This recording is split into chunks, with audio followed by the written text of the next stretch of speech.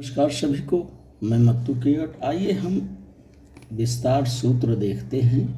तो विस्तार का पहला सूत्र जो है, इसकी जानकारी है आपको, कोष्टक में है ए धन बी,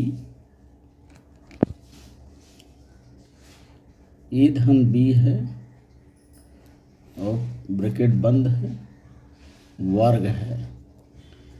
और इसका सूत्र देखिए किस तरह से है। ए स्क्वायर ए की 2 घात धन 2ab धन बी स्क्वायर होगा। ये जो है पहला सूत्र है, ये पहला सूत्र है। दूसरा सूत्र हम देखते हैं, इन सूत्र को हमको कंठस्थ करना रहता है। दूसरा सूत्र है, देखिए, जब ए ऋण बी होगा और कोष्टक बंद होगा, वर्ग रहेगा, तो संख्याएं तो सेम है। यहाँ पर ए का स्क्वायर हो जाएगा, ये ऋण हो जाएगा 2ab और ये ऋण की जगह धन हो जाएगा, क्योंकि ऋण ऋण धन होता है, धन बी स्क्वायर हो जाएगा, ये धन बी स्क्वायर। ये हो गया हमारा दूसरा सूत्र। और विस्तार का तीसरा सूत्र है, देखिए, तीसरा सूत्र है ए धन बी, कोष्टक बंद है, और ए ऋण बी। यहां देखिए दोनों पद समान है, यहाँ धन है और यहाँ ऋण है।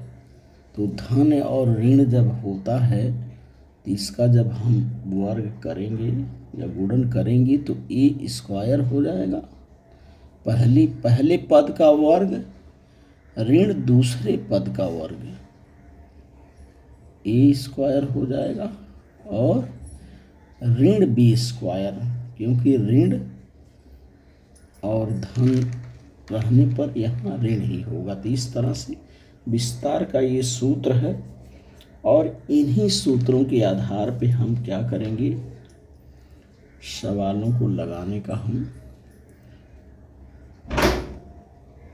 देखिए, यहाँ पर x धन a गुणे x धन b, इसका हमें विस्तार करना है।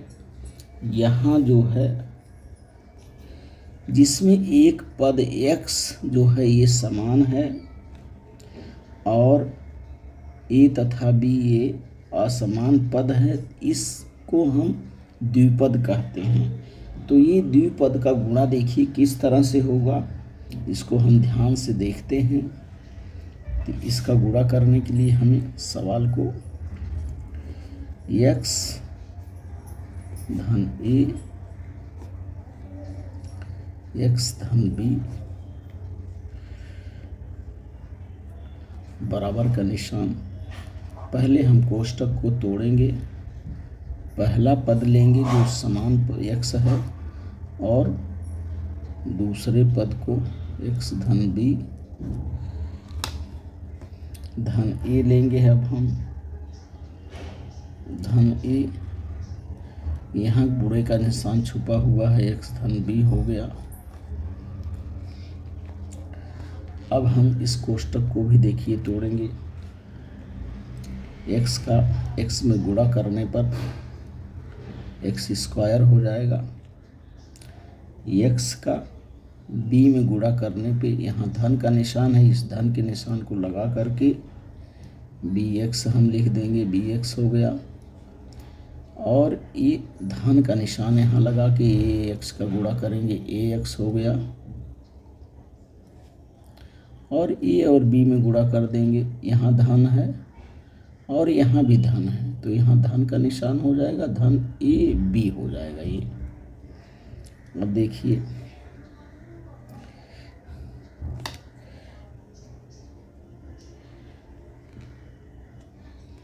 x स्क्वायर, यहाँ bx है और यहाँ ax है, इसमें x को हम कॉमन ले लेते हैं, इसको लिखेंगे x स्क्वायर धन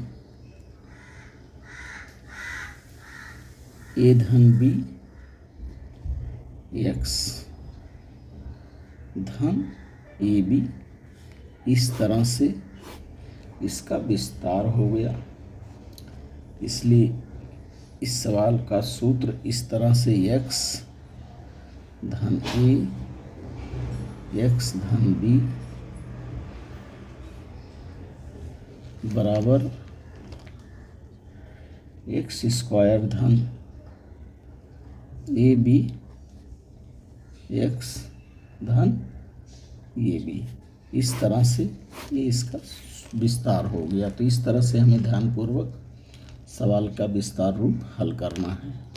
अब हम संख्या यहाँ लेकर के ए धन 2 गुणे ए ऋण 1, देखिए अब संख्या को लेकर के हम इस सवाल को हल करते हैं। तो सवाल का हल देखिए किस तरह से होगा। सवाल हमारा ये है, ए धन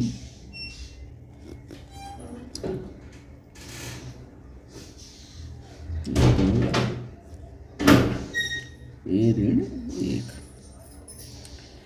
नियम वही रहेगा, उसी के नियम के आधार पर पहले संख्या का गुणा दूसरे संख्या में धन 2 ए ऋण 1। अब इसका हमें क्या करना होगा, गुणा देखिए किस तरह से करते हैं। ए का ए में गुणा करेंगे तो ए का वर्ग हो जाएगा, ए का वर्ग हो गया। उसके बाद ए का गुणा 1 में करने पर, ए का गुणा 1 में करने पर ऋण ए हो जाएगा, ये ऋण ये हो गया धन 2, ए का गुणा किए 2 ये हो गया, ये धन 2 और ये ऋण 1, धन 2 का गुणा जो है ऋण 1 में करने पर देखिए ये स्क्वायर हो गया, ऋण ए हो गया, धन 2 ए हो गया और ये धन और ऋण 1 का गुणा करने पर ऋण 2 हो जाएगा। ध्यान से देखना है सवाल को। अब देखिए यहाँ ऋण ये है और यहाँ धन 2 ये है, इसका इसमें जोड़ घटाना करने पर ए स्क्वायर धन ए ऋण 2, इस तरह से इसका ये हल हो जाएगा। इस तरह से ये इसका विस्तार रूप है। अब हम इसी तरह से संख्या रख करके दूसरा सवाल देखते हैं और इसका भी हल हमें उसी तरह से करना है। पहले का को हमें तोड़ना है। कहते हैं कि का को पहले तोड़िए ता पीछे 2 भाग, गुणा करो धन जोड़ 2 बाकी देव घटाए। तो हम कोष्टक को पहले तोड़ते हैं। कोष्टक तोड़ने के लिए यम को लेते हैं और दूसरे पद में गुणा करते हैं, यम ऋण 6। इसके बाद यहाँ बच गया ऋण 4। ऋण 4 को हमने लिया और दूसरा पद लिख दिया यम ऋण 6। ध्यान से जिस तरह से है, पहले पद का पहली संख्या लिया हमने यहाँ यम और दूसरे पद में गुणा किया। फिर ये दूसरा पद है ऋण 4 है, ऋण को भी हमें निशान नहीं छोड़ना है। ऋण 4 हमने यहाँ ली है और दूसरे पद में गुणा कर दिया, यहाँ गुणे का निशान है। अब हम इसको हल देखिए कर रहे हैं। यम का यम में गुणा करेंगे, यम स्क्वायर हो जाएगा।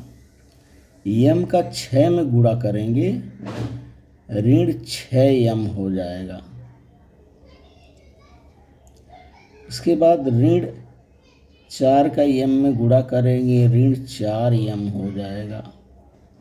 अब ये ऋण 4 का 6 में गुणा करेंगे, यहाँ भी ऋण है और यहाँ भी ऋण है।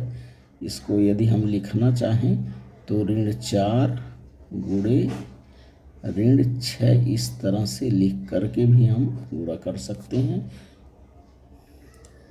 देखिए किस तरह से, एम स्क्वायर ऋण 6m ऋण 4m, ऋण ऋण धन हो जाएगा, 6 चौका 24 हो जाएगा और ये धन 24 हो गया, धन 24 हो गया। अब देखिए ये ऋण 6 और ये ऋण 4, ये भी ऋण है, ये भी ऋण है, तो दोनों को हम जोड़ देंगे। एम स्क्वायर ऋण 6 4 10 हो जाएगा, ऋण 6 4 10 एम धन 24 हो गया। इसी सवाल को हम देखते हैं। इस सवाल को हमने क्या किया, यम ऋण 4 गुणा करना है यम, यहाँ धन का निशान यदि रहता तो सवाल किस तरह से हल होता है। देखिए धन का निशान रहने पर पहले पद का गुणा जो है दूसरे पद में करते हैं, यम धन, ये धन हो गया धन 6। अब बच गया यहाँ ऋण 4, ऋण 4 यहाँ लिखने के बाद दूसरा पद हमने लिख दिया यम धन 6।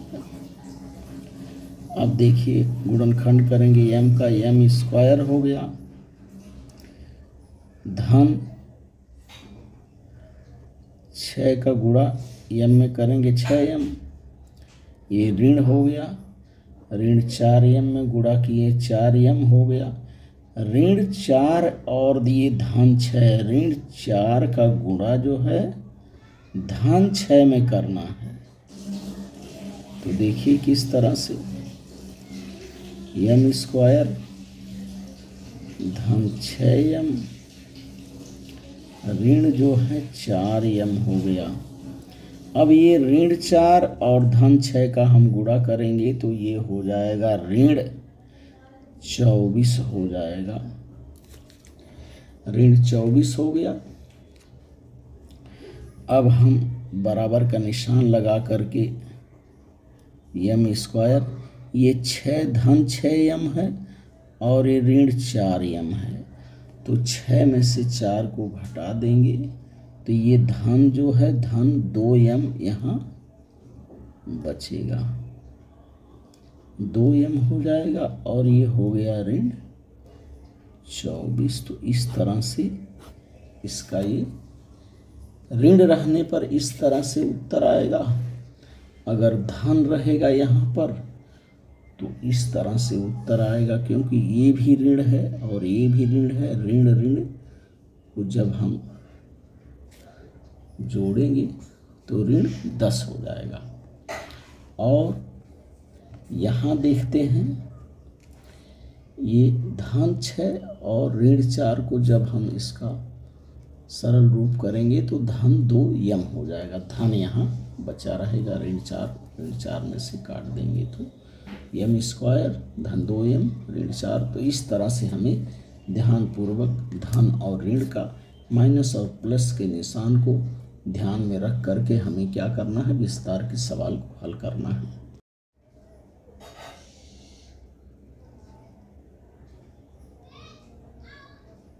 तो इस तरह से इस सवाल का ये हल निकल करके आ रहा है।